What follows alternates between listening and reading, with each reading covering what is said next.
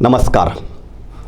YPM Indian क्रांतीच्या स्टुडिओमध्ये मी आपणा सर्वांचं हार्दिक स्वागत करतो. आज आपण महाराष्ट्रातल्या वैचारिक क्षेत्रामध्ये अत्यंत महत्त्वपूर्ण कामगिरी केलेल्या एका व्यक्तिमत्वाला भेटणार आहोत. त्या व्यक्तिमत्वाचं नाव आहे डॉक्टर श्रीपाल सबनीस. श्रीपाल सबनीस सर हे मराठी साहित्यातले तटस्थपणानं विवेकी वृत्तीनं विचार करणारे आणि निर्भीडपणानं विचार मांडणारे एक विचारवंत आहेत, साहित्यिक आहेत, ललित लेखक आहेत, नाटककार आहेत. विशेषतः कुठल्याही गोष्टीची तमा न बाळगता आपणाला जो पटतो तो विचार सुस्पष्टपणानं मांडण्याच्या संदर्भामध्ये डॉक्टर श्रीपाल सबनीस सरांचं योगदान फार महत्त्वाचं आहे. आणि महत्त्वपूर्ण गोष्ट ही असते बांधवांनो, की प्रत्येक माणूस आपापल्या सोयीनं विचार मांडतो आणि अन्वयार्थ लावतो. पण माणसाला सत्याच्या दिशेनं वाटचाल करायची असेल आणि समाजालाच योग्य दिशेनं घेऊन जायचं असेल तर तटस्थपणानं विवेकी वृत्तीनं विचार करणं अत्यंत गरजेचं असतं. परंतु आज झालं आहे असं की या तटस्थ वृत्तीनं, विवेकी वृत्तीनं आणि निर्भीडपणानं विचार मांडणारी माणसं आपल्या समाजात आज फार कमी आहेत. आणि अशा अवस्थेमध्ये डॉक्टर श्रीपाल सबनीस सर निर्भीडपणानं ही जी भूमिका मांडतात, विवेकवादी भूमिका मांडतात, ती अत्यंत महत्त्वाची आहे. आणि त्यांनी ही भूमिका मांडल्यामुळं महाराष्ट्रामध्ये खूप मोठं वैचारिक मंथन झालेलं आहे, घुसळण झालेलं आहे. श्रीपाल सबनीस सरांच्या नावावर 45 पेक्षा अधिक पुस्तकं आहेत. त्यांनी जे लेखन केलं, महाराष्ट्रभर जे वैचारिक घुसळण केलं, त्यामुळं त्यांना अनेक पुरस्कारांनी सन्मानित केलेलं आहे. अनेक साहित्य संमेलनाचं अध्यक्षपद भूषवून त्यांनी महत्त्वपूर्ण विचारांची मांडणी केलेली आहे. पिंपरी चिंचवड इथं झालेल्या 89व्या अखिल भारतीय मराठी साहित्य संमेलनाचं अध्यक्षपद देखील त्यांनी भूषवलेलं आहे. त्यांच्या सर्व ग्रंथांची नावं मी सांगत नाही. इहवादी संस्कृतीचा शोध, उगवतीचा क्रांती सूर्य, उपेक्षितांची पहाट, कॉलेज कॉर्नर ही त्यांची एकांकिका आहे. क्रांती हा देखील एकांकिकांचा संग्रह आहे. त्याचबरोबर जीव रंगला रंगला, तौलनिक साहित्य आणि भाषांतर मीमांसा, संत नामदेव आणि तुकारामांचे सांस्कृतिक संचित, नामदेवाचे संतत्व आणि कवित्व, नारायण सुर्वे यांच्या कवितेची इहवादी समीक्षा, परिवर्तनवादी प्रवाहाची तौलनिक समीक्षा, प्रतिभावंत लेखिका, प्रबोधनाचे कैवारी, असे कितीतरी ग्रंथ त्यांनी लिहिलेले आहेत. आणि त्यांच्या ग्रंथांमध्ये मला महत्त्वपूर्ण वाटणारे आणि त्यांचं स्वतंत्र असं वेगळं योगदान ज्यामध्ये आहे अशा ग्रंथांच्यामध्ये मला ब्राह्मणी सत्यशोधक हा त्यांचा ग्रंथ अत्यंत महत्त्वाचा वाटतो. विद्रोही अनुभव हा ग्रंथ, विद्रोही अनुबंध हा त्यांचा ग्रंथ मला महत्त्वाचा वाटतो. आणि संत साहित्यातील सेक्युलॅरिझम त्यांनी मांडण्याचा प्रयत्न केला आहे. आणि इतरही अनेक ग्रंथ आहेत. या साऱ्या भूमिकांच्या संदर्भामध्ये आपण डॉक्टर श्रीपाल सबनीस सरांशी मुक्तपणानं चर्चा करणार आहोत. सबनीस सर, नमस्कार. नमस्कार अनंतराव. तर आपण ज्या वैचारिक भूमिका आपल्या लेखनातून आणि वक्तृत्वातून मांडलेल्या आहेत, या वैचारिक भूमिका महाराष्ट्राला वैचारिकदृष्ट्या आणि मानसिकदृष्ट्या पुढे नेण्यासाठी अत्यंत महत्त्वाच्या आहेत. आणि आपण जी मांडणी करता ते मला जाणवलेलं आहे ते कुणाचाही मुलाहिजा न बाळगता तटस्थपणानं, विवेकी दृष्टीनं, आणि मला आपल्या मांडणीमध्ये बुद्धिवाद, विज्ञानवाद, समतावाद आणि परिवर्तनवाद हे महत्त्वाचं दिसतं. तर ही अशा स्वरूपाची वैचारिक जडणघडण होण्याला कोणते घटक कारणीभूत ठरलेले आहेत? अनंतराव, तुमच्या या चॅनलसाठी मी माझ्या हार्दिक शुभेच्छा देतो. तुमची भूमिका संविधानमय, संविधानाला समर्पण आणि नवी संविधान संस्कृती निर्माण करण्याचा तुमचा ध्यास आणि ध्येयवाद मला सदैव वंदनीय आहे. त्या पार्श्वभूमीवरती आपण घेत असलेली ही माझ्या एकंदरीत भूमिकेच्या संदर्भातल्या प्रश्नोत्तरामधून निर्माण होणारी भूमिका आणि आपले एकंदरीत आपला हेतू हा समाज परिवर्तनाच्या दृष्टीनं मानव कल्याणकारी भूमिकेच्या दृष्टीनं मला अत्यंत महत्त्वाचा वाटतो. माझी जडणघडण ही पूर्वार्धामध्ये एक गीतकार कलापथक चालवणं एक कलावंत म्हणून झाली साधारणपणे. लातूरचं दयानंद कॉलेज, त्यानंतर मग पीपल्स कॉलेज, त्यामध्ये प्रामुख्यानं नरहर कुरुंदकरांची भूमिका, त्यांचे संस्कार वैचारिक. धुळ्याच्या विद्यावर्धिनी महाविद्यालयात गेल्यानंतर तिथे माय वैद्य नावाचे एक डाव्या चळवळीतले विचारांचे प्राचार्य आणि त्यानंतरचं प्राध्यापक जी खैरनार हे आंबेडकरवादी सदग्रस्त, या सर्वांचा प्रभाव पडला आणि 87ला मी PhDचा विषय निवडताना बाबासाहेब आंबेडकरांच्या बहिष्कृत भारताचा विषय निवडलेला आहे. त्याच्या अगोदर 1971ला माझ्या निलंगा तालुक्यातील एका छोट्या गावामध्ये, जिथे माझं स्वतःचं गाव आहे, हे पाटीलकी वतनदारी सगळा संदर्भ होता. पण 71ला बाबासाहेबांच्या महापरिनिर्वाण दिन मी ॲडव्होकेट TS शृंगारे यांना गावाकडे घेऊन गेलो आणि तिथे मी ती साजरी केलेली आहे. आणि वडील जमीनदार जरी असले तरी पण तो एक माणुसकीचा संदर्भ, जातीपातीच्या पलीकडे असणारा काही प्रमाणातला वडिलांचा स्वभाव, भूमिका ही माझ्यावर संस्कारित होत गेलेली होती. आणि क्रमाक्रमानं मी गरिबांच्या कळवळ्यात, दलितांच्या कळवळ्यात मी उतरलो आणि मग त्या हळूहळू तो कळवळा वैचारिक भूमिकेतून तो नंतर सिद्ध होत गेला. आंबेडकरी चळवळीतले मोर्चे, शेतकऱ्यांचे मोर्चे, आदिवासींच्या दुःखाला साधारणपणे उजागर करण्याच्या दृष्टीनं मी 6 महिने श्रमिक संघटनेच्या चळवळीमध्ये शहादा तालुक्यामध्ये कुमार शिराळकर, वारू सोनवणे, अंबरसिंग महाराज अशा वेगवेगळ्या कार्यकर्त्यांच्या सोबत मी आदिवासींची भाकरी, पिठलं, त्याचा गुळाचा चहा हे सगळं अनुभवलं. आणि वेदनामुक्तीचा जो काही ध्यास असतो महापुरुषांचा, महात्म्याचा, संतांचा, चांगल्या माणसांचा, तो ध्यास माझ्यावरती संस्कारित होत गेला. मधल्या टप्प्यामध्ये मी लाल निशाण पक्षाच्या कलापथक चालवलं. डांग्यांच्याकडेही काही प्रमाणात 1 महिनाभर तिथे होतो. आणि मग क्रांती करण्याची काहीतरी भूमिका तरुण वयामध्ये जी असते त्या दिशेनं मी इकडे तिकडे जाताना शहाद्याच्या चळवळीमध्ये मी सामील झालो. आणि 6 महिन्यानंतर पुन्हा नंतर मी प्राध्यापक झाल्यानंतर तीच जी काही गरिबांची नाळ जोडली गेली ती नाळ मात्र या क्षणापर्यंत ती कायम आहे. आणि माझ्या मरणापर्यंत, माझ्या राख होईपर्यंतच्या क्षणापर्यंत गरीब, शोषित, पीडित या सर्वांच्या दुःखाच्या मुक्तीचा विचार आणि त्या संदर्भातली जाणीव ही माझ्या लेखनात, बोलण्यात, वागण्यात, जगण्यात ही नक्की राहणार. हा माझा संकल्प आहे, माझा तो स्वभाव आहे, माझी ती भूमिका बनलेला आहे. सर, आपल्यावर सर्वाधिक प्रभाव कोणत्या विचारवंतांचा किंवा महामानवाचा पडला असं आपल्याला वाटतं? अनंतराव, सुरुवातीला हिंदू समाजात जन्मल्यामुळं माझ्या घरी मला जो भेटला किंवा माझ्या वर्तुळात जो मला भेटला तो गांधीतला महात्मा. आणि गांधीतल्या महात्म्याने मला समजावलं, सांगितलं, म्हणजे प्रत्यक्ष नव्हे पण त्यांच्या भूमिकेतून मला असं कळालं की मानवतावाद आणि दुःखमुक्ती संबंध ही अत्यंत महत्त्वाची आहे. या प्रक्रियेमध्ये जात व्यवस्था, विषम व्यवस्था ही अत्यंत व्यभिचारी आहे, ती वाईट आहे, ते करप्शनचं उदाहरण आहे. आणि मग त्या प्रवासामध्ये गांधींच्या संस्कारातून, विचाराच्या शिकवणीतून मला बाबासाहेब आंबेडकरांचं आकर्षण निर्माण झालं. म्हणजे बाबासाहेबांचं मोठेपण कळण्यामध्ये सुरुवातीला मला पहिला पॉईंट जो आहे, स्टार्टिंग पॉईंट हा गांधीचा आहे. आणि मग मी गांधी आणि बाबासाहेब यांची बेरीज करण्याच्या प्रक्रियेमध्ये माझं मन आणि माझा बुद्धिवाद रमला. आणि मग PhDचा प्रबंध मी बाबासाहेबावर लिहिला.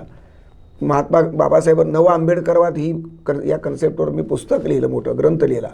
प्रचंड तो सगळीकडे पसरला, महाराष्ट्रात सगळीकडे बाहेर. आणि त्या भूमिकेमध्ये मी असं सगळे महापुरुष, बाबासाहेबांचं केंद्र आणि भोवताली सगळे महापुरुष, या दोघांचा तुलनात्मक आणि त्याच्यातले साम्याच्या जागा, विरोधावर फार भर देणं मला योग्य वाटत नाही.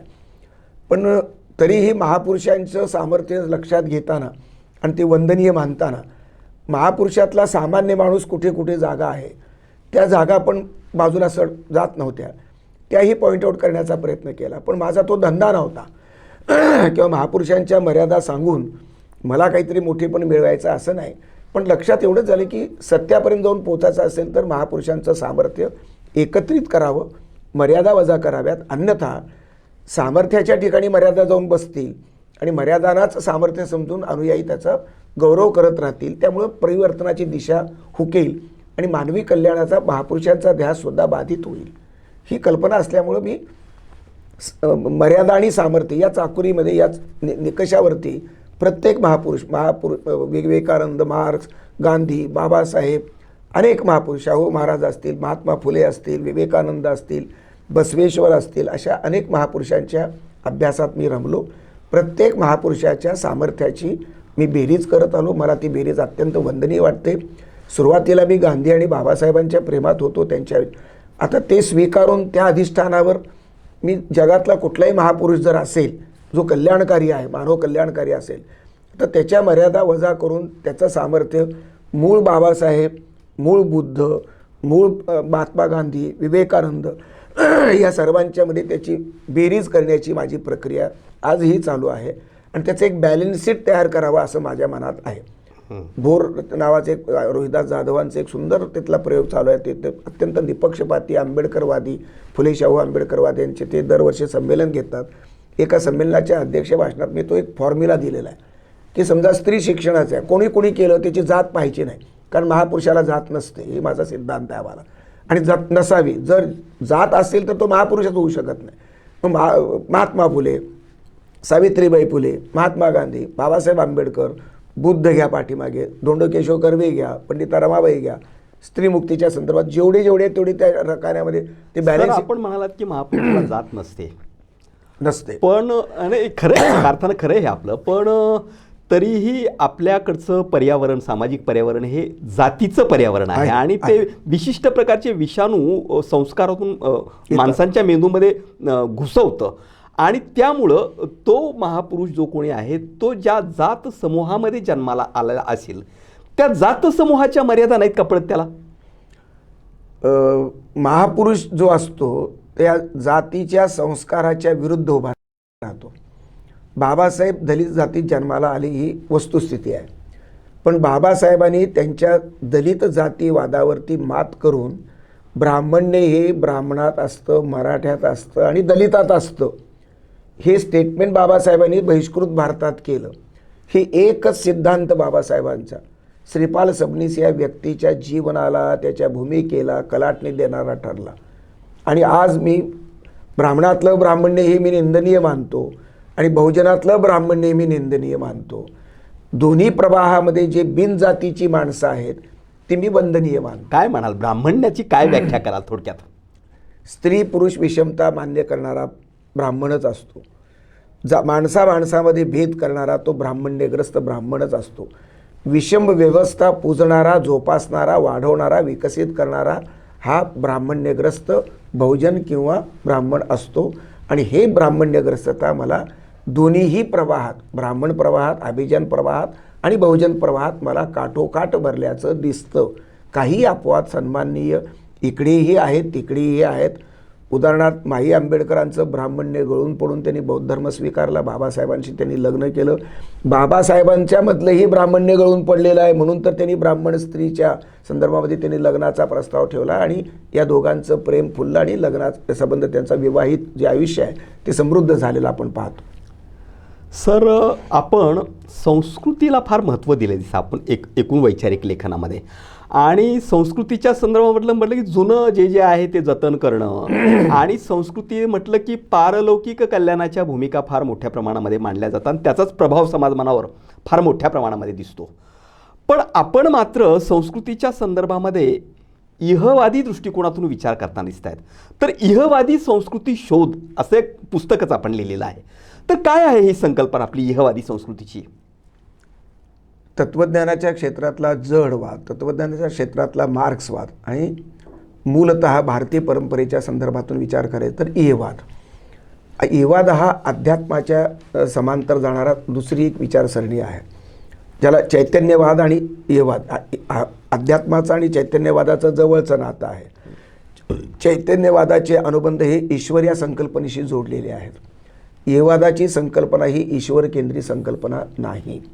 किंबहुना ती धर्मकेंद्रीसुद्धा मला वाटत नाही.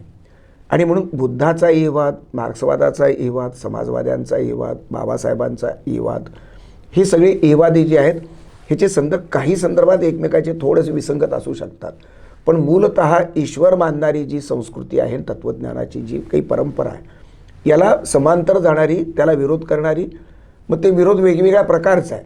मार्क्सवादाचा विरोध वेगळा आणि बुद्धाचा वेगळा, बाबासाहेबांचा वेगळा, मॉडेल वेगवेगळे आहेत. पण एवाद ही अत्यंत भारतीय परिप्रेक्ष्यामध्ये संकुचित करण्यात आलेली, मुस्कटदाबी करण्यात आलेली ती फिलॉसॉफी आहे आणि तीच मला महत्त्वाची वाटते. पाठीमागे सगळ्यात एवादी म्हणून चार्वाकाला मी स्वीकारतो, बुद्धाला मी स्वीकारतो आणि माणसाच्या जीवनामध्ये, समाज जीवनामध्ये, धार्मिक जीवनामध्ये, सांस्कृतिक जीवनामध्ये, आर्थिक जीवनामध्ये एवादी भूमिका ही जी विज्ञाननिष्ठ भूमिका आहे, ही ज्ञाननिष्ठ भूमिका आहे, ही मानवाच्या भौतिक कल्याणाशी बांधिलकी सिद्ध करणारी कल्पना आहे. त्यामुळे या एवादी संकल्पनेवर आधारित वैचारिक परंपरा आणि समीक्षा, विशेषतः साहित्याची समीक्षा, ही भारतीय आणि एकंदरीत सर्व भाषांमध्ये मला अत्यंत कमी दिसते.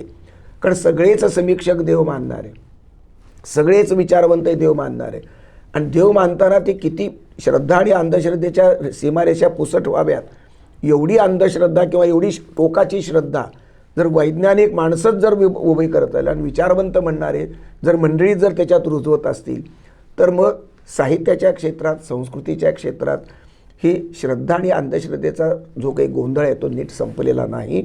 आणि या सगळ्या परिस्थितीमध्ये भौतिक जाणीवावरती अन्याय झाला, भौतिक विचारवंतावरती अन्याय झाला, भौतिक फिलॉसॉफी, भौतिक परंपरा ही कुंठित होऊन बसली. आणि म्हणून मला कुठेतरी असं जाणवलं की केवळ साहित्य समीक्षा नव्हे, संस्कृती समीक्षासुद्धा एवादावर उभी असली पाहिजे आणि निदान बॅलन्स तरी पाहिजे. इतका वरचढ अशा प्रकारचा वर्चस्व आध्यात्मिक समीक्षेचा किंवा भक्तिमार्गी समीक्षेचा किंवा एकंदरीत चैतन्यवादीची अधिष्ठानं स्वीकारून जी समीक्षा पद्धती उभी राहिली, त्यानं मराठीचं आणि एकूण सगळ्या साहित्याचं जग व्यापलेलं आहे आणि तिथे तो धोका निर्माण झाला आहे. म्हणजे देवाची समीक्षाच तिथे होऊ शकत नाही. ईश्वरी भक्तीच्या आणि भक्त परंपरेच्या संदर्भात समीक्षा तिथे होती, तिथं सगळं अडतं, तिथे बुद्धिवाद लोळा पडतो. आणि एवादी परंपरेमध्ये बुद्धिवाद हा निर्णायक आहे. श्रद्धा आणि बुद्धिवाद याचा अनुबंध आहे आणि जीवनाची कोडी उलगडताना, जीवनातले प्रश्न सोडवताना श्रद्धा ही आवश्यक आहे असं मी मानतो. पण जिथे श्रद्धा आणि बुद्धिवाद यांचा ज्यावेळेस प्रज्ञा आणि करुणा किंवा प्रज्ञा आणि श्रद्धेचा ज्यावेळेस संघर्ष होतो, त्यावेळेस निर्णायक अशा प्रकारचं महत्त्व मी बुद्धिवादाला देतो. पण तो बुद्धिवाद बुद्धिप्रामाण्यवादी असावा आणि तो विवेकवादी असावा आणि तो सत्यनिष्ठ असावा. तिथे श्रद्धेचं जग हे मी दुय्यम मानतो. आपण कुठल्याही बुद्धिवादी आणि इहवादी माणसांची भूमिका ही सत्याचा शोध घेणारी असते. बरोबर. आणि म्हणून आपणही आपलं एकूण चिंतन करत असताना आणि लेखनाचीही वाटचाल करत असताना सत्याचा शोध घेण्याचा आपण प्रयत्न केलेला दिसतो. आणि हा शोध घेण्याचा प्रयत्न करत असताना आपल्याकडून ब्राह्मणी सत्यशोधक हा एक ग्रंथ लिहिला गेलेला दिसतोय. तर कोण आहेत हे ब्राह्मणी सत्यशोधक? या ब्राह्मणी सत्यशोधकांची काय सामर्थ्य आहेत आणि काय मर्यादा आहेत याच्याबद्दल जरा मांडणी करा. महात्मा फुले ही सत्यशोधक आणि त्या सत्यशोधनाचं अधिष्ठान त्यांचं निर्मिक संकल्पना आहे. महात्मा गांधी ही सत्याचे प्रयोग करणारे आहेत. सॉक्रेटिस सत्याचा पुजारी आहे. जगातले सर्वच तत्वज्ञ सत्याच्या नावानंच बोलतात. आपण ब्राह्मणी सत्यशोधक असं म्हणतो. ब्राह्मणी सत्यशोधकामध्ये प्रामुख्यानं शरद पाटील हे जे अत्यंत विद्वान ग्रस्त होते, त्यांच्याबद्दल मला आजही आदर आहे. आज ते जगामध्ये शिल्लक नाहीत, पण त्यांनी कम्युनिस्टांच्या जाचाला कंटाळून सेपेमधून, ब्राह्मण हे आपण जात, जन्मजात वगैरे यावर नाही म्हणत वृत्तीवर म्हणतात. त्यांची जी व्याख्या आहे, शरद पाटलांनी जी व्याख्या केली ती ब्राह्मणी आणि अब्राह्मणी असा त्यांचा एक सिद्धांत आहे. तो सिद्धांत एक वेगळं त्यांचं अँगल आहे. पण सत्यशोधक कम्युनिस्ट म्हणजे मार्क्स, फुले, आंबेडकरवाद ही त्यांची एक फिलॉसॉफी आहे आणि ब्राह्मणी आणि अब्राह्मणी असा एक त्याला अँगल आहे. तर हे जे सूत्र आहे, या सूत्राची मांडणी करताना ते म्हणतात की जो जात व्यवस्था मानतो, विषमता मानतो, स्त्री पुरुष विषमता मानतो ते ब्राह्मणी, जो मानत नाही तो अब्राह्मणी. अशा प्रकारची मांडणी त्यांनी ग्रंथामध्ये केलेली आहे. या मांडणीमध्ये गडबड आहे, चूक आहे असं माझं मत 1990मध्ये झालं. मी ते पानतवणे सरांच्या अस्मितादर्शच्या जळगावच्या मेळाव्यात शरद पाटलांच्या परिसंवादामध्ये त्यांचा प्रतिवाद करताना ते मत मांडलं आणि तो वाद संबंध महाराष्ट्रभर पोहोचला. मग मला माझ्या लक्षात आले की शरद पाटील एवढे मोठे विद्वान आहेत, मित्र अजून अगदी किरकोळ अभ्यासक आहेत, वय कमी आहे, अभ्यासही नाही. मी त्यांना विचारायला गेलो की कॉम्रेड मला हे समजावून सांगा, ते तुम्हाला काही कळत नाही, ते आम्हाला असं करावं लागतं. ते मला फार ते दाबून त्यांनी मारण्याचा प्रयत्न केला. मला त्यांची प्रवृत्ती पण पटली नाही. पण एवढा मोठा माणूस जर एवढी मोठी चूक करत असेल तत्त्वज्ञानाच्या पातळीवरती तर तो अभ्यास केला पाहिजे. म्हणून मी 2 वर्ष मी त्याचा अभ्यास केला आणि शरद पाटलांचा ब्राह्मणी अब्राह्मणी सिद्धांत हा जातीवादी सिद्धांत आहे असं मी ब्राह्मणी सत्यशोधक या ग्रंथामध्ये सिद्ध केलं. यदी फडक्यांच्या हस्ते पुस्तकाचं प्रकाशन केलं पुण्यामध्ये. रावसाहेब कसबे शरद पाटलांचे मित्र होते आहेत, त्यांना तिथं कार्यक्रमाला बोलवलं.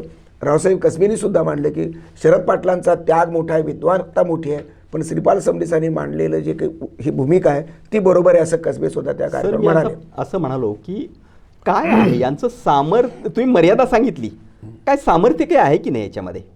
या काय त्याची सिद्धांतामध्ये जमेची बाजू सामर्थ्य, या सिद्धांतामध्ये सामर्थ्य नाही. शरद पाटलांचं सामर्थ्य आहे अगदी नवापूरच्या किंवा साक्री तालुक्यात, छोट्या तालुक्याच्या चौकामध्ये फुले आंबेडकरांचा विजय असो, शाहूंचा विजय असो, हे जे मोठ्या कंठरवानं शरद पाटील जे म्हणायचे, अगदी साधा पांढरा पायजामा, पांढरा नेहरू शर्ट आणि साधेपणानं आयुष्यभर जगत पाटील समाजामध्ये जन्माला येऊन तो माणूस मुख्यमंत्री होऊ शकला असता.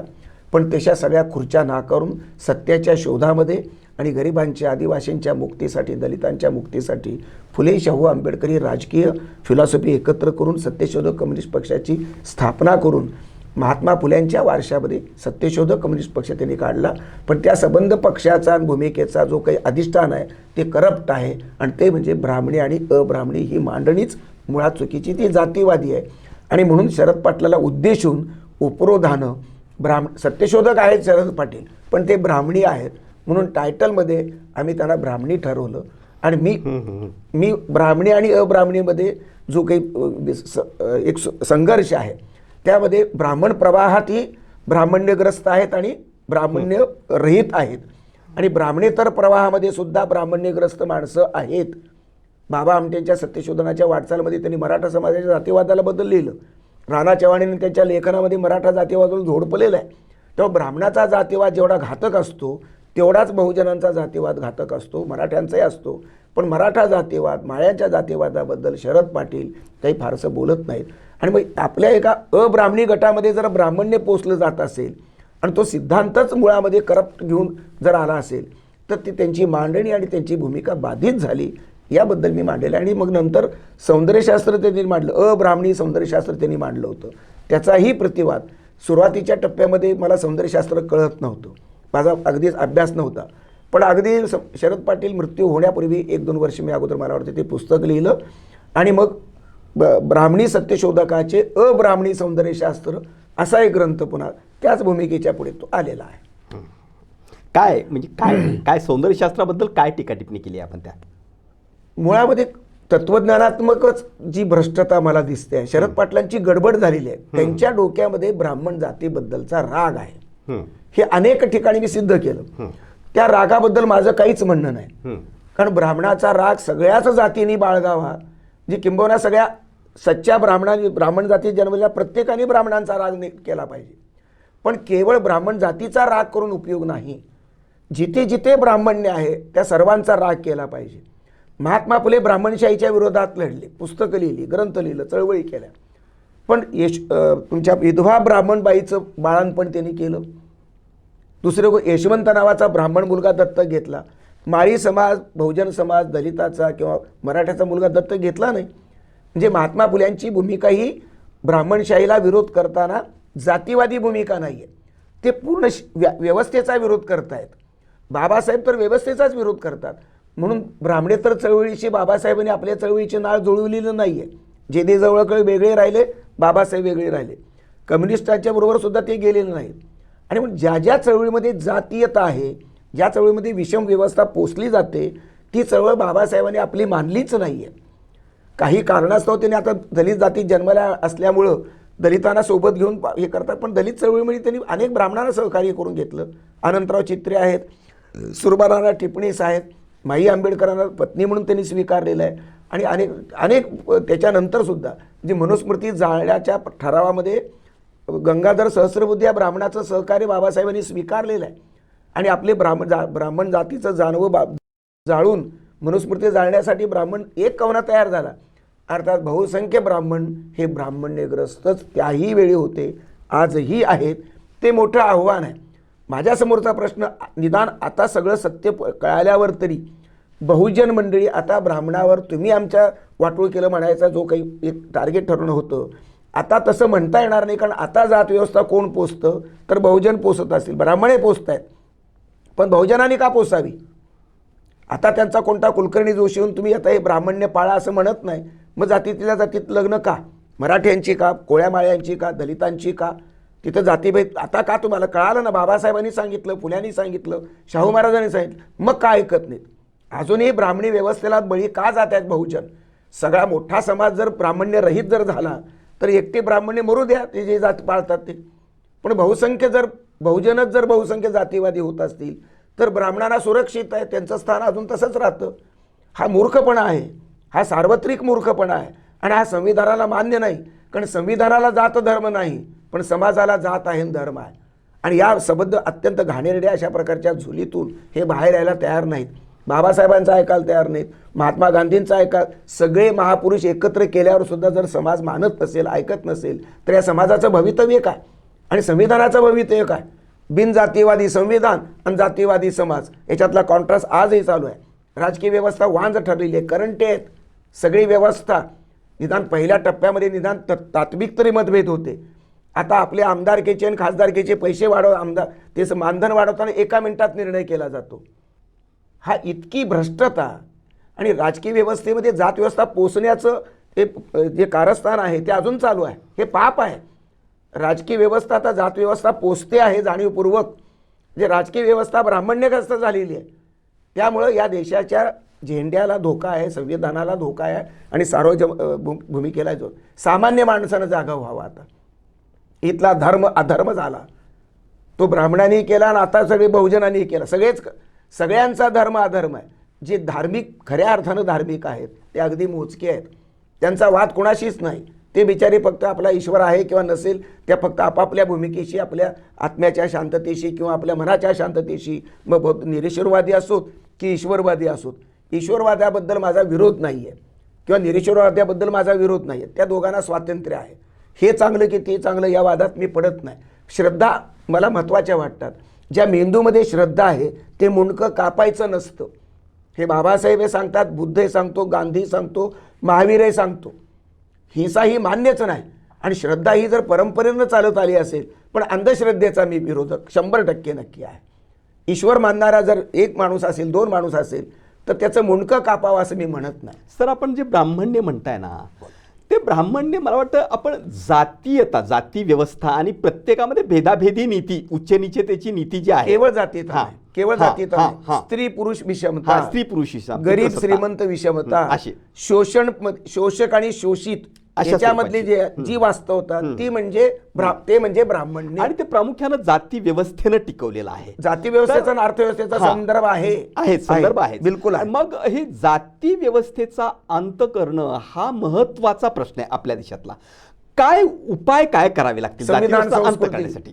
तुमचा ध्येयवाद, तुम्ही जो जपला, तुम्ही जो जोपासला, तुम्ही जो पुजला आणि संबंध प्रत्येक श्वास त्याच्यामध्ये तुम्ही घालताय अशी माझी माहिती आहे. गेल्या 10 वर्षापासून तुमचं संविधानाचं प्रेम, संविधानाची त्या पुण्याच्या मुलाखतीत तुम्ही बोललात, नंतर मला फार फील झालंय. तुम्हाला म्हणालो सुद्धा मी की बाबा हे संविधानाचा वेडा माणूस. मी म्हटलं संगीताला कसा संविधान लावतो हा प्रश्न मला पडला आणि मी स्वतःला त्यावेळेस 150 आणा समजलो. पण तुमच्या नंतर मला लक्षात आलं प्राध्यापक अनिल काणेकर, तो आता इथे नाही बाप बिचारा, पण भंडारा जिल्ह्यातल्या लखानदूरमध्ये गेल्या 15-16 वर्षांपासून संविधान संमेलन ते करतात. आमच्या पुण्याचा रमाईचं लेकरू विठ्ठल गायकवाड रस्त्यावरचा फाटका माणूस आहे, तो गेल्या अनेक वर्षांपासून संविधानाचा पुरस्कार तो माझ्या उपस्थितीमध्ये देतो. मला त्याचा अभिमान वाटतो. आमचा रोहिदास जाधव भोरचा, त्यांनी गावाच्या गाव संविधानानं सगळी भारावून टाकलेली आहेत. संविधान संस्कृती खेड्यापाड्यात रुजवत आहेत. हे सामान्य कार्यकर्ते 5, 10, 25 असतील. आमचे राजकर्ते अत्यंत नालायक आहेत, दिल्लीचे असो की तुमच्या मुंबईचे असो. एकही माणूस त्यांना संविधानाच्या ट्रेनिंगला जाऊन बसवावं लागेल. अशी परिस्थिती आहे. त्यांनी जर संविधान जपलं असतं, संविधान संस्कृतीचे निदान प्राथमिक स्वरूपाचे धडे त्यांनी स्वतः घेतले असते आणि दिले असते, तर ही वाईट वेळ धर्माच्या सर, मी बाबतीत आपल्याला जातीच्या सांगतोय आली की, नसती. काय जाती व्यवस्था टिकण्याचं मूळ कारण काय असेल आजचं? तर मला वाटतं की जाती अंतर्गत विवाह करण्याचा हा नियम जाती व्यवस्थेचा, तर हा नियमच मोठ्या प्रमाणात तोडला गेला तर, आणि त्याच्यासाठी आंतरजातीय विवाहाची अशी काही चळवळ चालवली तर ती चालते का? आपल्याकडे कोणी त्याला केंद्रस्थानी ठेवून काय करतंय का काम सध्या? मागच्या पिढीमध्ये आर्य समाजनं अत्यंत निष्ठेनं आंतरजातीय विवाह लावले, ती चळवळ म्हणून फोपावली होती. पण आर्य समाजच मागे पडला त्यांच्या काही वेगवेगळ्या धार्मिक संदर्भातल्या संघर्षामुळं.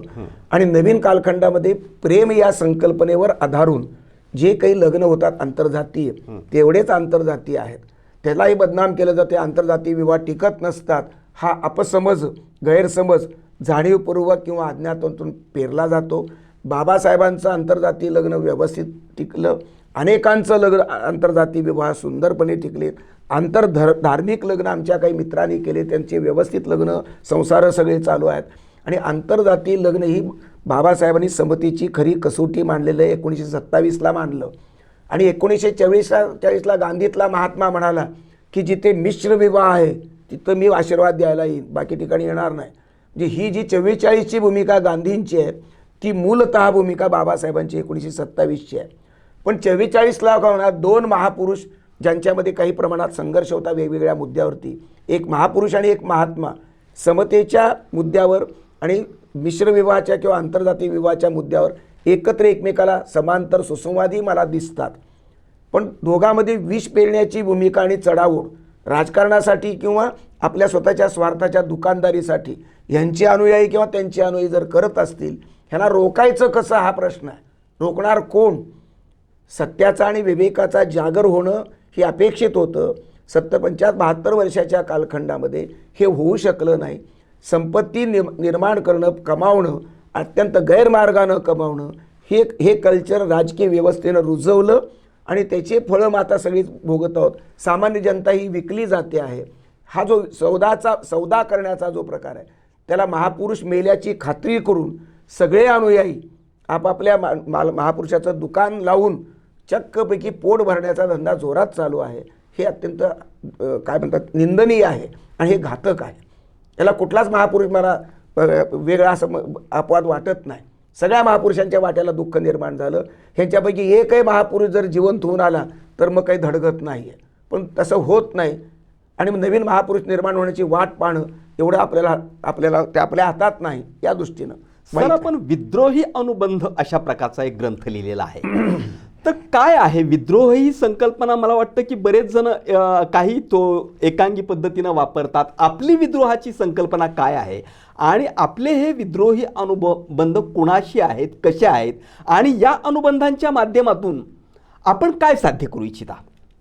भारतीय संस्कृतीमध्ये चातुर्वर्ण व्यवस्था आणि कर्मविपाकाचा सिद्धांत हा वैदिक पद्धतीनं चालत आला आणि यामध्ये सुरुवातीला ती जातीव्यवस्था नव्हती पण वर्णव्यवस्था होती आणि ती गुणकर्मशा होती असं सांगितलं गेलं. अनेकांनी ते मान्य केलं.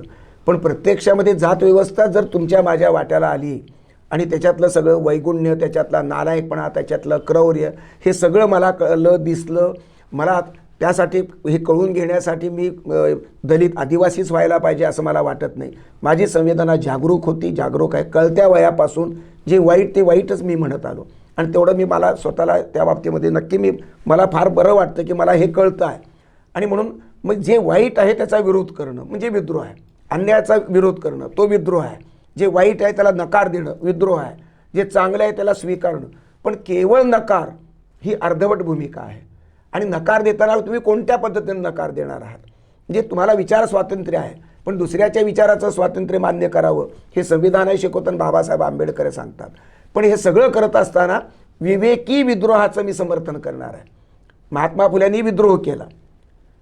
तो विद्रोह हा विवेकावर आधारलेला आहे. आता त्यांच्या एकूण भूमिकेचा निर्मिक एक संकल्पना आहे.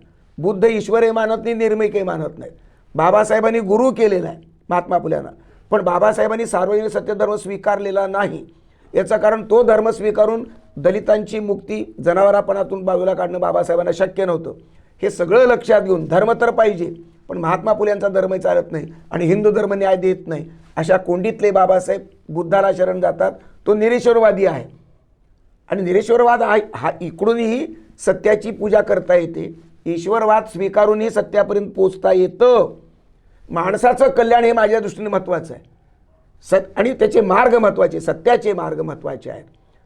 सत्यापर्यंत जाण्याचे जे वेगवेगळ्या दिशा आहेत, माणसाचं कल्याण करणाऱ्या वेगवेगळ्या भूमिका आहेत.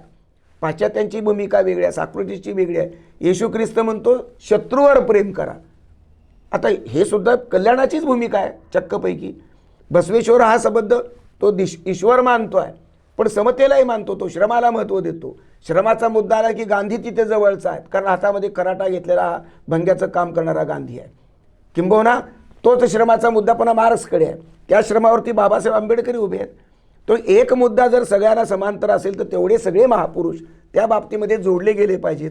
माझा महापुरुष मोठा आणि तुझा महापुरुष लहान ही अत्यंत कर्मठ भूमिका आणि ही अज्ञानी भूमिका आहे. या महापुरुषही माझं म्हणणं साधन आहेत. सर, आपल्या अशा प्रकारच्या मांडणीमुळे आपल्या या मांडणीवर ही एक सबगोलंकारी भूमिका आहे अशा प्रकारचा एक आरोप होऊ शकतो.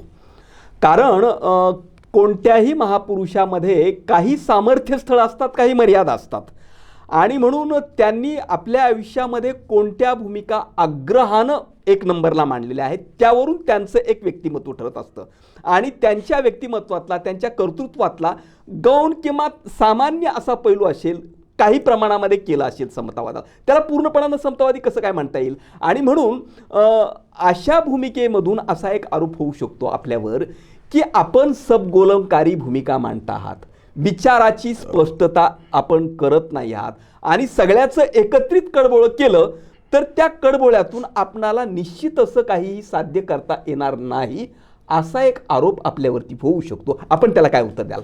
हा आत्ताचा नाही आहे, अगदी पूर्वार्धापासून तो आरोप चालू आहे. मला त्या आरोपाचं काही म्हणणं नाही. मी विनम्रपणे माझी भूमिका मांडतो आहे की मला कुठलाही एक इझम घ्या, त्या इझमनं सगळ्या जगाचं किंवा भारताचं भलं झालं आहे की मला समजावून सांगा, किंवा तो इझम परिपूर्ण आहे का सगळ्या दृष्टीनं. आता समजा एक मार्क्सवाद आपण घेतला, त्याच्यामध्ये फक्त निरीश्वरवाद आहे आणि धर्माला तर त्यांनी अपुची गोळी मानली. भारतामध्ये आणि जगामध्ये 99% लोक धार्मिक आहेत, ईश्वर मानणारे लोक आहेत. बुद्धिस्ट आणि मार्क्सिस्ट अत्यंत 1-2% सुद्धा होणार नाहीत. आता 98% जनतेला, 700 कोटी जनतेपैकी 650 कोटी जनतेला तुम्ही नालायक ठरवून तुम्ही हा इझम त्यांच्यापर्यंत कसा पोहोचवणार आहे तुम्ही मार्क्सवाद, हा माझ्यासमोरचा व्यावहारिक प्रश्न आहे. त्यामुळं त्यांनाही स्वातंत्र्य आहे, मार्क्सलाही स्वातंत्र्य आहे, बाबासाहेबांना स्वातंत्र्य आहे, बुद्धाला आहे, बसवेश्वराला आहे, सगळ्याला स्वातंत्र्य आहे. आता मला तुम्ही एका मार्गाने गेलात, एक महापुरुष घ्या, नाहीतरी फुले, मार्क्स, आंबेडकर, हे 3-4 मार्क्स आपण एकत्र करतोच आहोत. मग त्याच्यामध्ये सगळेच का करत नाही? ही खिचडी नाही का? शरद पाटलांनी माफुवा केला, मार्क्स, फुले, आंबेडकरांना स्वीकारले. कुठल्याही बहुजनाच्या जयंतीमध्ये, सोहळ्यामध्ये एखाद्या अशी पूर्ण अशी लाईन असते, बिरसा मुंडा, कबीर, अमुक तमुक सगळं त्याच्यामध्ये घेतात.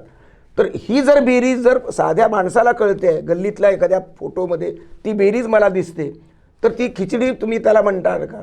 खिचडीमध्ये चव आहे, खिचडीमध्ये टॉनिक आहे, डाळीचा संदर्भ आहे, हळद आहे. आणि माझं म्हणणं त्याच्यातलं मी सगळं सबगोलाकार करत नाही आहे, मर्यादा वजा करा नंबर 1. दुसरी गोष्ट, मी महापुरुषाला साध्य मानत नाही आहे. सगळ्या महापुरुषाबद्दल मी आदर व्यक्त करतो, मी वंदन 100 वेळा वंदन कर, मी सामान्य माणूस आहे. पण तरीही त्यांच्या मर्यादांना मी, त्यांच्या सामर्थ्यामध्ये मी वंदन मी करणार नाही. मर्यादा वजाच करावी लागते. म्हणून सामर्थ्याची बेरीज हे एक सूत्र झालं. दुसरं कसं आहे, हे सामर्थ्य आणि मर्यादा हे एक सूत्र झालं. संवाद आणि संघर्ष हे दुसरं सूत्र आहे. ब्राह्मणशाही जो सोडत नाही, तो कुलकर्णी जोशी असो की गायकवाड कांबळे असो की पाटील असो, त्याला 10 वेळा समजून बाबा तू जातीचा भूमिका घेऊ नको, तू जातीचा अन्याय करू नको. ऐकला नाही तर मग ते त्याच्या पद्धतीनं जे काही त्याला संघर्ष, त्याला मोर्चा आणणं, सत्याग्रह करणं, हे सगळे लोकशाहीचे मार्ग आपण अवलंबले. म्हणजे अगोदर संवाद करायचा, डायरेक्ट संघर्ष कसा करायचा, का बरं करायचा, हे जगातल्या कुण्याच चांगल्या विवेकी माणसाला विवेक नावाचा प्रकार. दुसरी गोष्ट, एक माणूस, एक समाज, एक जात, एक धर्म, एक वर्ण, एक संस्कृती सतत संघर्ष प्रत्येक क्षणाला करू शकते का? नाही करू शकत. आणि म्हणून संवाद आणि संघर्ष ही माझी सूत्र नाही आहेत अनंतराव, हे परंपरेनं चालत आलेले आहेत. मी त्यावरती आहे, माझ्या आकाशातून मी पडलेला माणूस नाही. माझ्या पाठीमागे सर्वच सॉक्रेटिस आहे, बुद्ध आहे, आपला तुमचा बाबासाहेब आहेत, महात्मा फुले आहेत, सर्व फिलॉसॉफर, सर्व अगदी साने गुरुजी आहेत त्याच्यामध्ये, अण्णाभाऊ साठे आहेत त्याच्यामध्ये, मी बिरसा मुंडा त्याच्यात आहे. जो मी म्हणालो बॅलन्स शीट, प्रबोधनाच्या परिवर्तनाच्या चळवळीतल्या सामर्थ्याचं बॅलन्स शीट, त्याच्यात तेवढाच भाग घ्यायचा. तुम्ही म्हणा की धोंडो केशव कर्वे ब्राह्मण आहे, तरी त्यानं स्त्री मुक्तीसाठी किंवा स्त्री शिक्षणासाठी प्रयत्न केले. मग त्यांचे बाकीच्या मर्यादा त्या मर्यादा त्याच्यात तुम्ही मांडा, तुम्ही दिसले. प्लस पॉईंटमध्ये धोंडो केशव कर्वे घ्यायचा. पंडिता रमाबाई ब्राह्मण होती आणि ती ख्रिश्चन झाली म्हणून तिला टाळण्याचं कारण नाही. जे गणित मांडणारा माणूस आहे बिनजातीवादी पाहिजे. मूळ प्रश्न अभ्यासकच जातीवादी आहेत हो. विद्वान करप्ट आहेत, कुणी विवेकानंदवादी आहेत, कुणी गोळवलकरवादी, कुणी गांधीवादी, कुणी आंबेडकरवादी, कुणी मार्क्सवादी, कुणी बसवेश्वरवादी, कुणी अमुकवादी, सत्यवादी कोण? हा माझा विनम्र प्रश्न आहे. तुमचे सगळ्यांचे वाद मला पटतात, मी सगळ्यांच्या वादातलं सामर्थ्य स्वीकारायला तयार आहे. मी महम्मद पैगंबराच्या मला काही गोष्टी पटत नाहीत, पण खूप गोष्टी मला पटतात. इस्लामी संस्कृती आणि मुस्लिम मराठी साहित्य ग्रंथ लिहिला, आला तो. आदिवासी प्रतिभावंताचं मराठी साहित्य आलं. बिरसा मुंडांची भाषणं मी अगदी विनम्रपणे केली. मला राघोजी भांगरा आवडतो, मला बाबूराव शेळमाके आवडतो, मला विनायक तुमराम, वारू सोरणे, भुजंग मेश्राम, माधव सरकुंडे, तुमचा सुनील कुमरेपर्यंतचे 4-4, 10-10 पिढ्यांचे जे लेखक आहेत ते मला अपील होतात. त्यांची वेदना मला कळते. कुसुम आलाम असेल किंवा कुसुम तुमच्या आत्राम, उषा किरण आत्राम असतील, मला शहाजिंदे, इक्बाल मिन्ने, मुबारक शेख, जावेद पाशा ही सगळी मंडळी त्यांची वेदना सांगतात. ते सगळं साहित्य त्याच्यातलं बेरीज मला घेतोय. महम्मद पैगंबरांची जी प्रेरणा त्यांना आहे ती आहे. आत्ता 3 दिवसापूर्वी सनी पाटोळे नावाच्या ग्रस्ताचं जेरुसलेमच्या प्रश्नावरती ही भूमी कुणाचे पुस्तक प्रकाशित करून मी इथे आलोय तुमच्याकडे. 3च दिवस झालेत. तर जेरुसलेमचा प्रश्न त्यांनी त्या पुस्तकात मांडला आहे. म्हणजे ती इस्लामची पण भूमी आहे, तीर्थक्षेत्र आहे.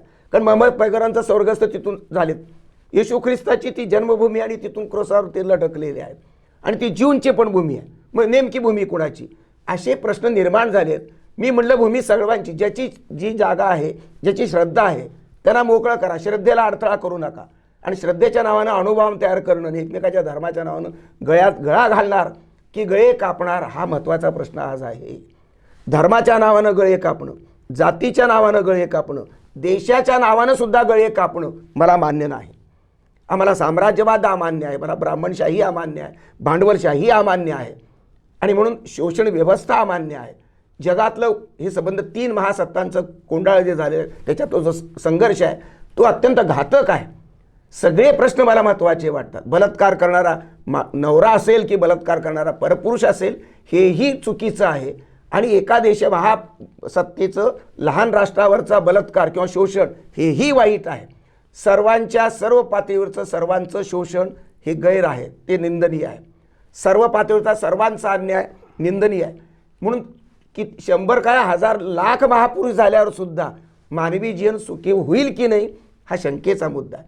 म्हणून महापुरुष हे माझ्या भूमिकेतून साध्य नाहीत. महापुरुष, प्रत्येक महापुरुष साधन आहे आणि मी साधनांची बेरीज करणारा माणूस आहे. आणि ही बेरीज करताना किती प्रमाणात कोणता महापुरुष लोककल्याणकारी आहे तेवढंच मी सामर्थ्य स्वीकारतो, ते मी वंदनीय मानतो. त्यामध्ये निष्ठेमध्ये माझ्या बिलकुल कमी नाही. म्हणून एक महापुरुष मला चालत नाही, मला सगळेच महापुरुष पाहिजेत. कारण सगळ्या महापुरुषाला मानणारा समाज आहे. तुम्हाला सगळ्या समाजाचं पाहायचं असेल तर हेच केलं पाहिजे.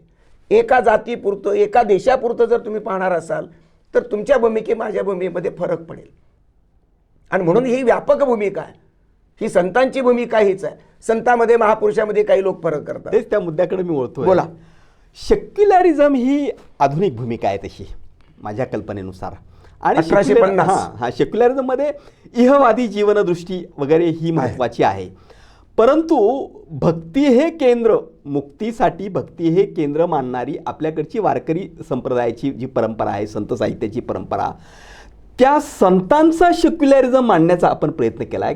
काय आहे संतांमध्ये तुम्हाला कुठल्या स्वरूपाचा सेक्युलरिझम दिसतो? जसं एखाद्या समाज वास्तव, जीवन वास्तवाकडे पाहणार त्याची एक जशी मार्क्सवादी दृष्टी आहे. मार्क्स जगामध्ये उशीर आला, तो अँगल तो आता पुन्हा पूर्ण पाठीमागे प्राचीन समाजापर्यंत आपल्याला तो अँगल घेऊन जाता येतो. आंबेडकरवाद हा 19-20व्या शतकातला आहे, तो अँगल घेऊन आपल्याला समीक्षेच्या पद्धतीमध्ये आणि मूल्यमापनाच्या मेथडमध्ये आपल्याला घेऊन आपल्याला समाजाचं संस्कृतीचं मूल्यमापन करता येतं. तसा सेक्युलरिझम 1850ला जॉर्ज हॉलिवॉकनं मांडला तो पाश्चात्य जगामध्ये. तर हॉलिवॉक हा धर्मश्रद्धच आहे, पण तरीही धर्माची चिकित्सा करण्यापर्यंत तो येऊन पोचतो. आणि ब्रॅडले नावाचा एक तिथला जो तत्त्वज्ञ आहे तो मात्र थोडासा कम्युनिझमच्या प्रभावातला मला वाटतो. आणि तो ईश्वरी नाकारतो, तो धर्माची चिकित्सा तर झालीच पाहिजे म्हणतो. आणि सेक्युलरिझमचे जे शब्द आहेत हे सगळे कोणते, सर्वधर्म समभाव ही पहिली स्टेज आहे. हे एकमेकाच्या निधर्मीपणा, सर्वधर्म समभाव, धर्माचा विरोध, धर्माचा विलय, धर्माची नष्ट करणं, या प्रक्रियेमधल्या स्टेजेस आहेत. आपण सध्या सर्वधर्म समभावाच्या भूमिकेत आहोत. 50 वर्ष लागतील, 100 वर्ष लागतील, आपण धर्माची चिकित्सा करत करत पुढे जाऊ. जे चांगलं आहे ते स्वीकारू मानव कल्याणासाठी, आणि जे हानिकारक आहे ते त्याला आम्ही जाळून टाकू. जे स्वीकारत जाऊ तो सेक्युलरिझम समृद्ध होत जाईल आणि धर्माची जागा सेक्युलरिझम घेईल. आणि पुढल्या टप्प्यामध्ये धर्म हा विलयच होऊन जाईल. त्याला 2 लाख 10 लाख वर्ष लागतील, मला त्याची वाट बघायला मी तयार आहे. मी वारसांच्या पक्षावर सोपवून देतो, पण ती दिशा आहे. सेक्युलरिझम ही संकल्पना आहे, ती येवादाच्या अंगानं जरी असली तरी श्रद्धा नावाचा प्रकार आहे. सेक्युलरिझमच उद्या धर्माची जर जागा घेत असेल तर धार्मिक सेक्युलरिझम सुद्धा आहे. वारकरी संत हे फुले शाहू आंबेडकरांच्या समतेची पूर्वज समतावाले लोक आहेत. बसवेश्वर हा पूर्वज समतावाला माणूस आहे, बुद्ध हा पूर्वज समतेचा आहे. आणि म्हणून बुद्ध मध्ये बसवेश्वर आणि त्यानंतर वारकरी संत जे येतात त्यांना बुद्धही पचत नाही आणि बसवेश्वरही पचत नाही, कारण त्यांना समाजामध्ये रक्तरंजित क्रांती होऊ द्यायची नाही. ते शांत आहेत. ज्ञानेश्वराच्या आईवडिलाला ब्राह्मण समाजानं मारायला भाग पाडलं, आत्महत्या करायला भाग पाडली. एक अर्थानं समाजानं केलेला खून आहे तो ज्ञानेश्वराच्या वडिलाचा. 4ही भावंडं रडत बसली, पण त्यांनी एक शब्द आपल्या समाजाच्या विरुद्ध व्यवस्थेच्यावर बोलले नाही. हे चांगले की वाईट 2 डिबेटचे मुद्दे आहेत, प्रश्न तो नाही. पण त्याच्यामध्ये समंजसपणा होता की समाज अजून बदलणार नाही आहे, तरीही त्यांनी क्रांती आपापल्या पद्धतीने केली. वाळवंटात तरी एकमेकाला भेटून एकमेकाच्या पाया पडण्यापर्यंत गेले. पण त्या संबंध त्यांच्या समतेचं आणि त्यांच्या भूमिकेचं मूल्य त्या विठ्ठलाच्या पायरीपर्यंतच थडकलं. विठ्ठलाच्या मंदिराची दारं चोखा मिळायला उघडली नाहीत.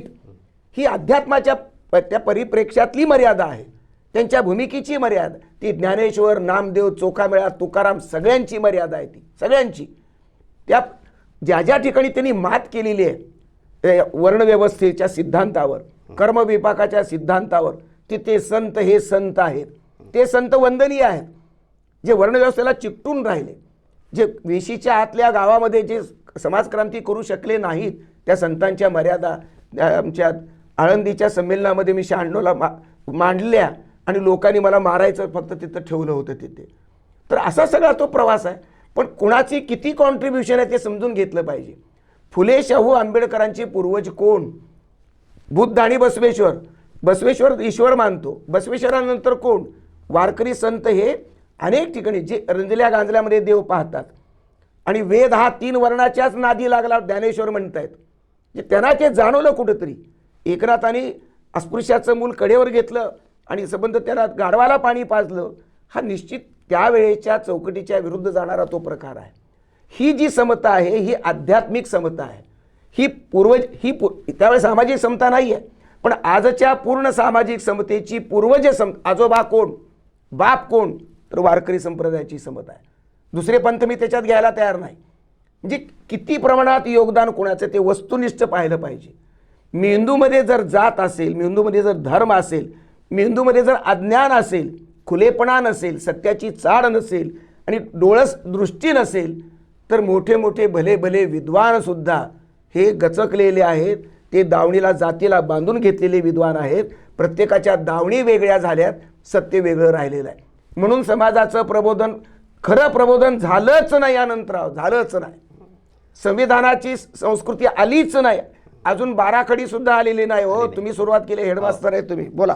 संस्कृती समीक्षा आपण करतात वारंवार, आणि संस्कृती समीक्षेची 3री भूमिका अशा शीर्षकाचा एक ग्रंथ आहे आपला.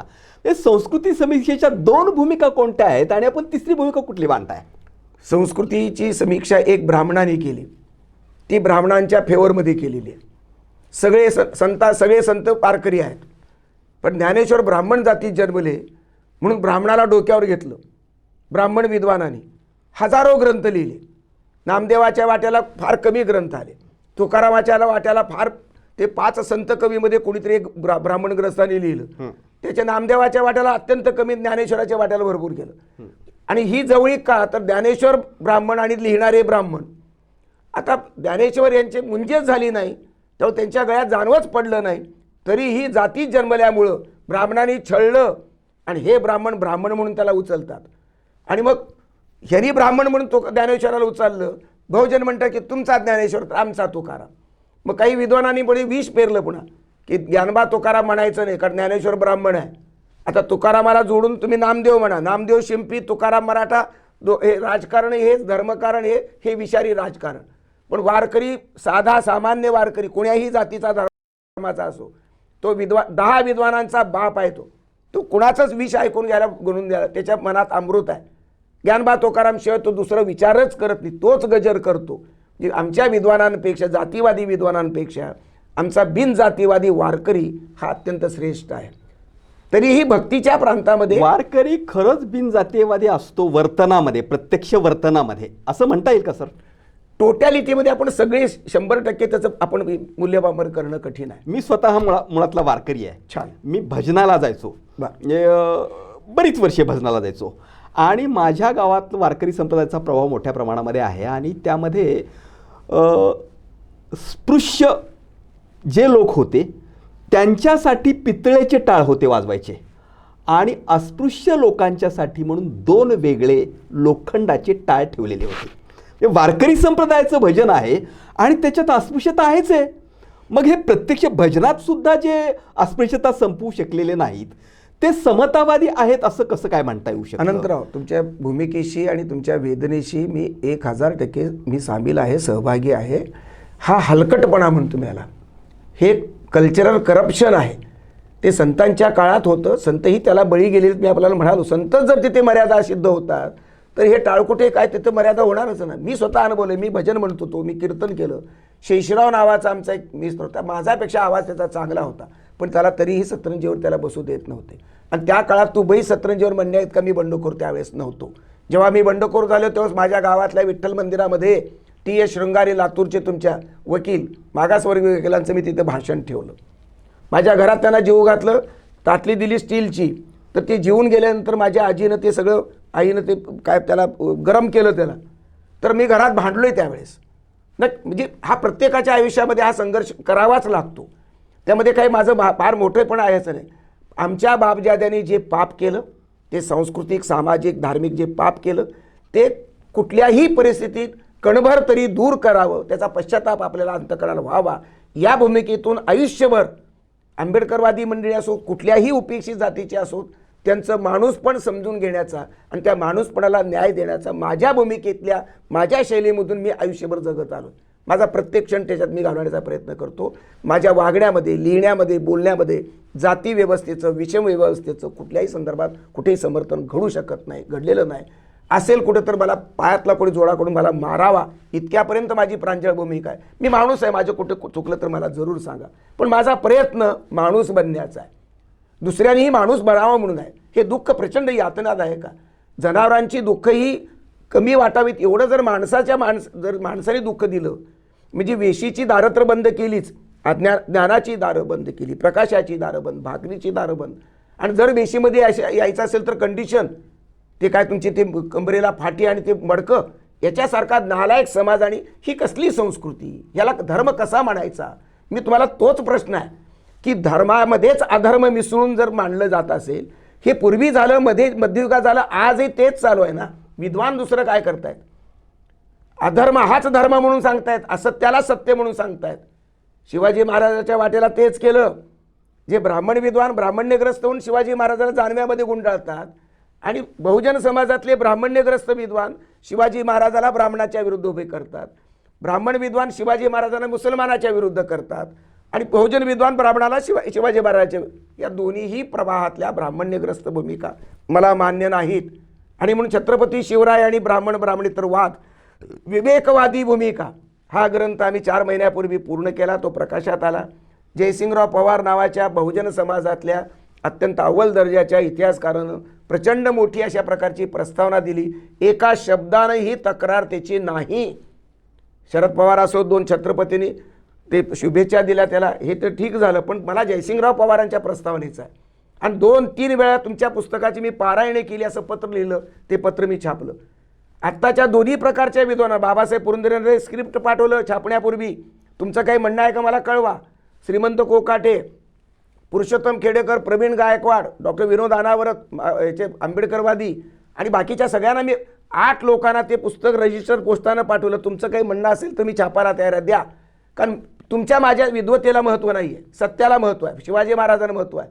महाराजांच्या संदर्भातले सगळे भांडणे मिटावीत. आणि ब्राह्मणे तर मारा करायचं तुम्ही करत बसा, पण शिवाजी महाराजांमध्ये घ्यायचं नाही.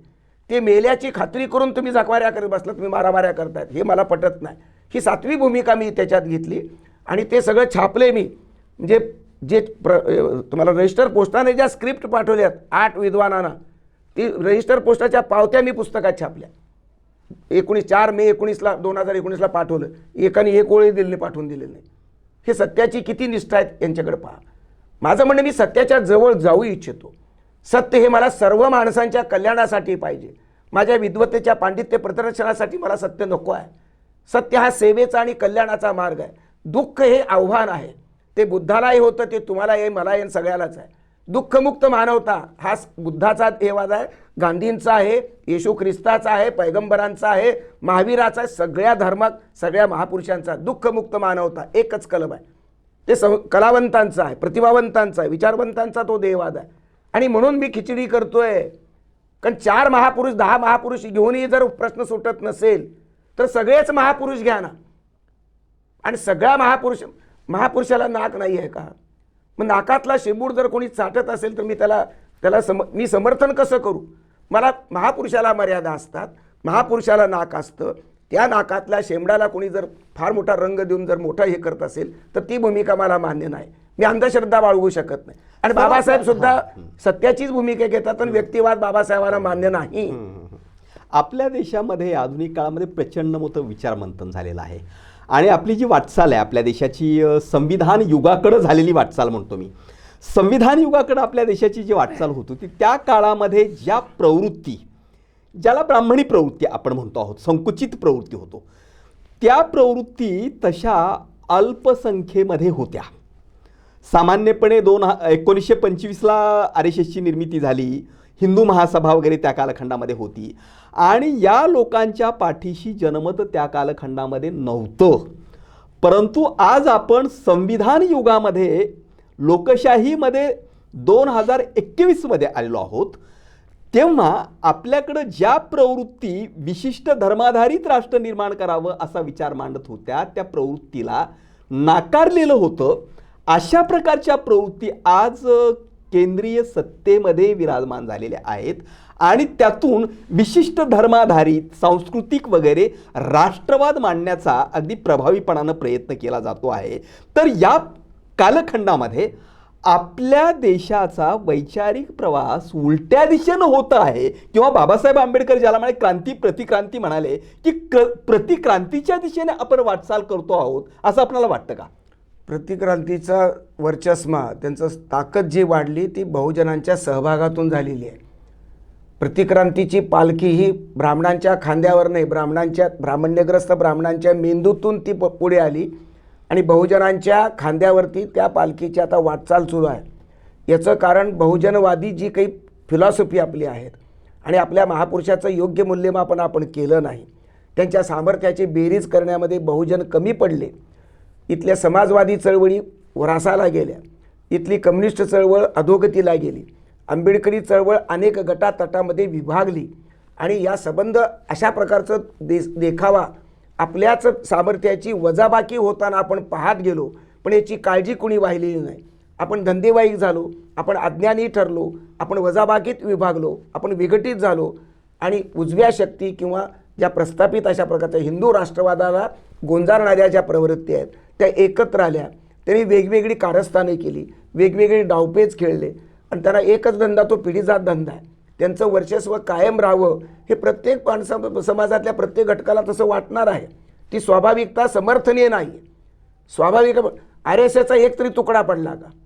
समाजवादाचे किती तुकडे पडले, आंबेडकरवाद्यांचे किती तुकडे पडले, काँग्रेसचे किती तुकडे झाले, आणि पुन्हा त्याच्यामध्ये पुन्हा जे आहे त्याच्यात गट तट किती, एका गल्लीमध्ये 10 गट आहे, काँग्रेसचे असो की अजून कोणाचे असो. तर ह्या सगळ्या पुरोगामी शक्तीचं विघटन हे धोकादायक ठरलेलं आहे. पण राजकारणामध्ये सत्ता कारणच महत्त्वाचं ठरलं. सत्य नागवं बसलं, रडत बसलं सत्य. लोकशाहीची विटंबना झाली. ढसाळ म्हणाला ते खरं आहे, कुठल्या गाढवीचं नाव आहे म्हणायची पाळी आली आता. लोकशाहीची तिरडी खांद्यावर घेऊन निघालेली माणसं आपण पाहतो. हे राजकीय व्यवस्थेनं तिरडी काढलेली आहे. सामान्य माणूस त्यात भरला गेला. तो लोक जसे, नेते जसे तसा सामान्य माणूस आहे. नेते 50 कोटीला विकले जातात आणि इथला सामान्य माणूस 500 रुपयाला किंवा एका दारूच्या याला पेल्याला विकला जातो. ही काही लोकशाही आहे? राजकीय लोकशाही टिकणं फक्त महत्त्वाचं नाही आहे, ते आहे, पण पुढे ती डेव्हलप झाली पाहिजे. सामाजिक रूपांतर तिचं झालं नाही, आर्थिक लोकशाहीमध्ये रूपांतर झालं नाही, आणि बाबासाहेब आंबेडकरांचं संविधानाचं स्वप्न अपूर्ण राहिलं. समान नागरी कायदा अजूनही धाब्यावर आहे, शोभेची वस्तू राहिला संविधानामध्ये, तो प्रत्यक्ष मूलभूत हक्कामध्ये येत नाही. कारण धार्मिक जे कायदे आहेत, मुसलमानांचे असो, शिखांचे असो, हिंदूंचे असो, त्या प्रत्येकाला अस्मिता आहेत, आणि त्या अस्मिता, धार्मिक अस्मिता पेटल्या. पण खरा धर्म कोणता आणि खोटा धर्म कोणता हे धर्मवालेही शिकवत नाहीत, आणि निधर्मीही कुणी कुणाला सांगत नाहीत. अशी अडचण सर्व क्षेत्रामध्ये. अर्थकारण इथलं बोंबललं, इथलं धर्मकारण घसरलं, अधपतित झालं, अधर्मी झालं, आणि इथलं राजकारण तर पूर्ण सत्ता आणि संपत्ती याच्याभोवती फिरतं. म्हणजे समजू शकतो एक पिढीची व्यवस्था केली बाबा एखाद्या माणसानं करप्शन करून. 100 पिढ्या, हा काय नालायपणाला थोडी तरी मर्यादा पाहिजे ना. किती तुम्ही लुटणार आहात, किती समाजाला लुटणार. आणि आम्ही शांतपणे बघतो, पुन्हा बॅगा उचलतो पुढाऱ्यांच्या. विद्वानी त्यांच्या खिशात जाऊन बसतात पुरस्कारासाठी, काय कुठल्या अजून कुठल्या ह्याच्यासाठी. इतकी नालायक राजकीय संस्कृती आज भारताच्या वाट्याला आलेली आहे की त्याबद्दल न बोलणं म्हणजे हे सुद्धा पाप होऊन बसतं. म्हणून मी बोलतोय. कधी कधी मार खायची पाळी येते, येऊ द्या बाबा, आता काय करणार त्याला. अशा अवस्थेमध्ये एकूण जे चित्र आहे ते समाधानकारक नाहीये. नाहीये, बिलकुल नाही. नैतिकतेच्या, नाही, सत्याच्या, नाही. समतेच्या दृष्टिकोनातून समाधानकारक मी नाही. समाधानी नाही, मी अस्वस्थ. आणि मग अशा अवस्थेमध्ये केवळ अस्वस्थ राहून चालणार नाही नाही, चालणार. त्यावर आपणाला काही उपाय योजनाही करावीच लागेल. बिलकुल. आपण एक विचारवंत म्हणून, संवेदनशील साहित्यिक म्हणून या सगळ्या चिंताजनक अशा प्रकारच्या परिस्थितीवर आपण काय उपाययोजना सुचवाल? मी आशावादी आहे, मी जिद्दी आहे. मी माझ्या हातात काय, मी संघटन कौशल्य मला येत नाही. एकही संस्थेचा मी पदाधिकारी नाही, एकाही राजकीय पक्षाचा, एकाही धार्मिक संस्थेचा, एकाही कुठल्या संघटनेचा काहीच नाही. मी सभासद सुद्धा नाही, आणि मला व्हायचं नाही. मी एकटा शिलेदार आहे. मीच लढतो, मीच माझा नेता, मीच माझा हमाल, मीच माझा कार्यकर्ता. ही आपली भूमिका. माझ्या हातात लेखणी आहे, मेंदू आहे. मला लोकशाहीचे संविधान मला पटलेलं आहे. संविधानाचं प्रत्येक कलम मला अत्यंत काळजामध्ये माझ्या प्रकाश पेरतं. त्या प्रकाशाच्या वाटेनं मी लिहित बसतो. आता नाटकं वगैरे अलीकडे लिहिते, फक्त वैचारिक सामर्थ्य लिहितोय. आणि सगळ्यांना बेरजेमध्ये एकत्र आणण्याकरता प्रबोधनाची चळवळ, निर्दोष प्रबोधन. पूर्वीचं प्रबोधन जे डाव्या चळवळीतून पेरलं गेलं त्याच्यामध्ये असत्याचे सिद्धांत घुसलेत. शरद पाटलांचा त्याग कमी नाही आहे, पण राजवाड्यांसारखंच ब्राह्मण्य तुमच्याही डोक्यात असलं तर बहुजनांचं ब्राह्मण्याचं समर्थन मी कसं करणार? आणि बहुजनातल्या ब्राह्मण्याने बहुजनाच्या हिताला धोका दिला. मराठा महासंघ आहे, ब्राह्मण महासंघ आहे, मुस्लिम महासंघ आहे, आदिवासी महासंघ आहे, दलित महासंघ आहे. हे संविधानाचे मारेकरी आहेत असं आपलं मत आहे. आणि संविधानाच्या साक्षीनं सगळं चालू आहे. मग हे कसले संविधान निष्ठा कुठे आहे? संविधान फक्त पुस्तकामध्ये ठेवून कसं चालेल? आता सामान्य माणूस, झोपडीतला माणूस बाहेर येतोय आणि संविधानाचं गुणगान करतोय. खरी संविधानाची गरज राजकीय व्यवस्थेला, लोकांना आहे. सगळ्या पक्षाच्या पहिल्या टप्प्यातल्या नेत्यांपासून शेवटच्या कार्यकर्त्यापर्यंत संविधानाच्या वर्गानं यांना बसवावं लागेल, तर संविधान संस्कृती सुरू होईल. नाहीतर हे बॅगा उचलण्याची, फक्त जातीच्या पातळीवर मतदान करून पैसे विकत देऊन लोकशाही विकत घ्यायचा जो धंदा सुरू आहे महाराष्ट्रामध्ये, देशामध्ये, हे अत्यंत धोकादायक आहे. म्हणून इथला राष्ट्रवाद बिघडी आहे. इथला हिंदू राष्ट्रवादाचं स्वप्न हे कधीही शक्य होणार मला वाटत नाही. याचं कारण समाजवादी त्यामध्ये समाधान मानत नाहीत, कम्युनिस्ट त्यांना ते मान्य नाही, इथल्या बुद्धिस्टांना ते मान्य नाही, इथल्या मुसलमानांना मान्य नाही, ख्रिश्चनांना मान्य नाही, हिंदू असणाऱ्या बहुसंख्य लोकांना हिंदू राष्ट्रवाद मान्य नाही. ही वास्तवता आहे. तरीही ही जी प्रवृत्ती आहे, हे जे वाईटपण आहे, हे ठेचावं लागेल. पण ठेचण्यासाठी आपली भूमिका बिनजातीवादी पाहिजे. तेच नेमकं गळून पडलं 70 वर्षात. आम्ही एकाच गटाला टार्गेट करत आलो, RSSला ठोकत आलो. ठीक आहे की त्यांच्यामध्ये मर्यादा, त्यांचं तत्त्वज्ञान आपल्याला मान्य नाही आहे, पण त्यांची संघटना टिकून राहते. 10 तोंडाने ते बोलतात, सगळ्या शिव्या खातात आणि पुन्हा टिकून राहतात. आणि आपलीच माणसं पुन्हा तिथे जाऊन तोच भगवा झेंडा हातात घेऊन हिंदू राष्ट्राची संकल्पना मांडतायत. मुठभर ब्राह्मण सुद्धा सगळे RSSचे असू शकत नाहीत. SM जोशी कुठे हे होते, RSSचे होते. डांगे कुठे होते. पण बहुजनामधला एक वर्ग, भामसेप असेल किंवा आणखी बाकीची मंडळी असतील, ब्राह्मण जन्मात आला की तो जातीवादीच असतो, तो काय म्हणतात त्याला, तो नालायकच आहे. हा सिद्धांत कसा होऊ शकेल? मग ब्राह्मणांनी जी थिअरी मांडली ती बरोबर होते ना. त्याच्यामुळं अर्थात तुम्ही जात व्यवस्था जर पुन्हा जोपासत असाल वेगळ्या अंगानं, आणि एकटा ब्राह्मण वर्ग जर टार्गेट करत असाल आणि स्वतःमधलं ब्राह्मण जर सुरक्षित ठेवत असाल, तर ब्राह्मणी व्यवस्था पोचण्याचं काम हे आपण करतो आहोत, हा त्याचा अर्थ आहे. गणित चुकलंय, प्रबोधनच झालं नाही ना. प्रबोधन चुकलं, क्रांतीचा गर्भपात झाला आणि ते परिवर्तनाच्या दिशा चुकल्या. महापुरुषांना चुकवलं अनुयायांनी आणि विद्वानांनी. सही महापुरुष, एक मला सांगा, बाबासाहेबांचं महात्मा फुल्यांचं कुठं भांडण आहे? विवेकानंद काही बाबतीमध्ये विरोध नक्कीच त्याच्यामध्ये आहेत, नाही असं नाही, पण गांधी आणि बाबासाहेब आंबेडकरांचं किती वेश पेरले गेलं. बाबासाहेब आंबेडकरांनी महात्मा गांधी मेल्यानंतर चांगले उद्गार काढले, कोण्या अर्थानं की बा एवढंही चांगलं असू नये. दत्ता भक्तांनी मला ते पाठवलं होतं, मला ते लिहिलेलंही केलं. हा संवाद नाही आहे. बाबासाहेब आंबेडकरांना पहिल्या काँग्रेसच्या मंत्रिमंडळात स्वीकारण्याची भूमिका ही गांधी वजा करून होती का? गांधींच्या संमतीनुसार ते झालेलं आहे. मग ज्या काँग्रेसने राष्ट्रद्रोही म्हटलं, त्या काँग्रेसच्या पहिल्या मंत्रिमंडळात त्यांनी निमंत्रण दिलं म्हणून सगळ्यांच्या भल्यासाठी बाबासाहेब पहिल्या मंत्रिमंडळात जातात. राज्यघटनेच्या मसुदा समितीवर काँग्रेसच्या एका माणसाला काय ते राजीनामा द्यायला लावून तिथून निवडून आणतात. आणि बाबासाहेबांची देशभक्ती, बाबासाहेबांचं बॅरिस्टरचं आणि तळागाळातला नेत्याचं त्याचं तळमळ, हे सगळं काँग्रेसनी पचवलं, गांधींनी पचवलं.